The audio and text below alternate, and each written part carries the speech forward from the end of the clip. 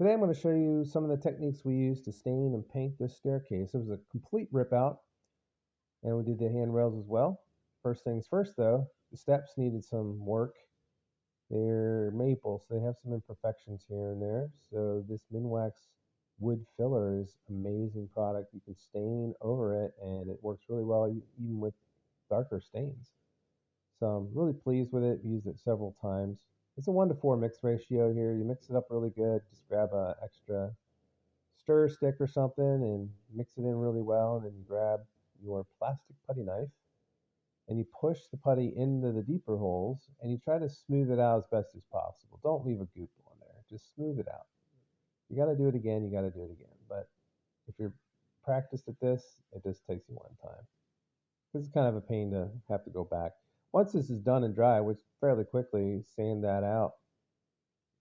I use 120. I sand the whole board along with the imperfection. It even happens on the handrails too. I had to fix that one. It's 120. So before we even start staining, you don't see this in the video here, but we wipe all the wood with mineral spirits. And then we apply with a chip brush. You see it's a pretty dark stain. Now the instructions, and we followed it on this one, was 15 to 20 after you apply it. And you come back and you wipe it with what I like to use is a cloth rag. It seems to work really well, especially with this Minwax stain. And it's really nice that Sherwin-Williams can custom match this stuff for you. So you get a nice even wipe. And once that's to your satisfaction, you notice that some of the wood, maybe if you scroll back, you'll see some of the wood, it's all glued together. It's not one big piece of maple, So it makes it a little bit challenging to get it nice and even. So I like using Minwax's oil modified urethane.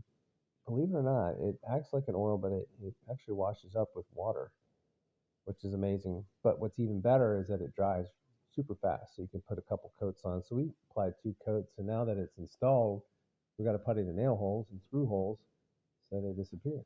I got a dark walnut and kind of like a medium, because it's hard to find those wood putties that's exact. So it's best to learn how to mix it up. You don't usually need the whole thing. I didn't even use that whole ball to do all this for this project. It's best to go with the wood grain. So we come back after it's all installed. We clean everything up.